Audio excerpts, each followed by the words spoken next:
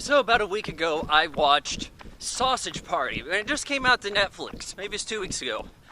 Honestly, it was a pretty forgettable movie, and I've forgotten a lot of it, except for one key thing, and that is, it was better the first time I saw it when it was called Toy Story. That's all this really is Toy Story. You replace the toys with food, and you try to give it some adult humor.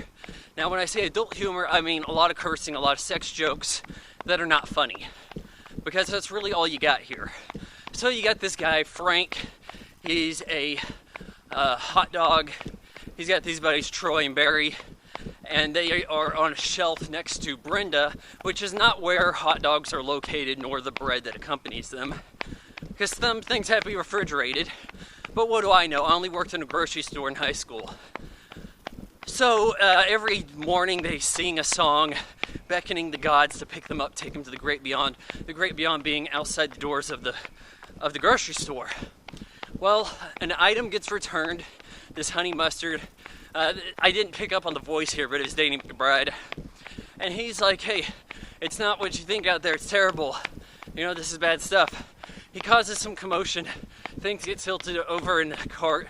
A lot of condiments and things perish in a Saving Private Ryan-esque moment. Frank and Brenda kind of get split up from their packages, and now they're on a quest to kind of reunite with everybody.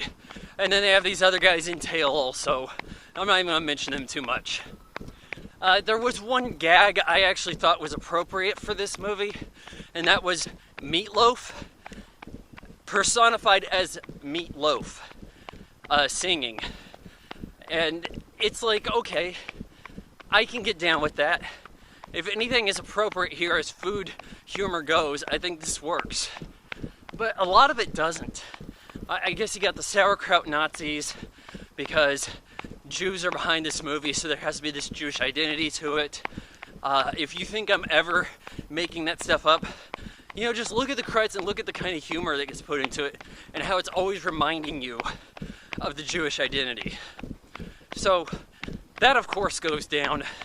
Everybody that got taken home starts to get eaten, sliced up, and hurt. One of the hot dogs escapes. And something I found that didn't really fit with the movie was the transitions.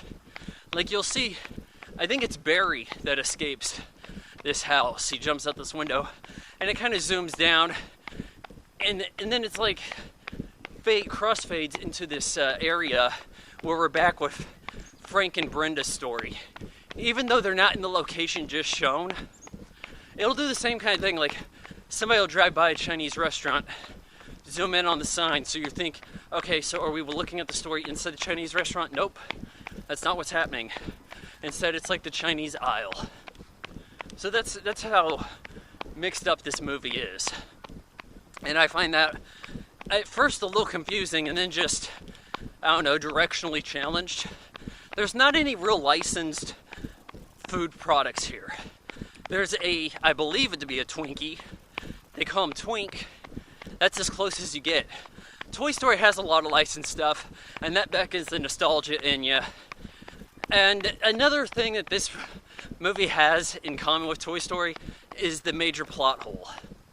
Now, Buzz Lightyear doesn't know he's a toy, but he will pause whenever Andy is present. Okay, I might get that. You know, in the world of the toys, maybe they don't think they're paused. But then, later on, they all come alive to torment Sid. How did they do that?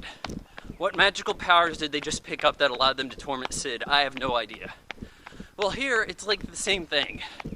Oh, when a guy gets really stoned, now all of a sudden, the food, he can see them and talk to them and stuff. What do they do with him? They kill him.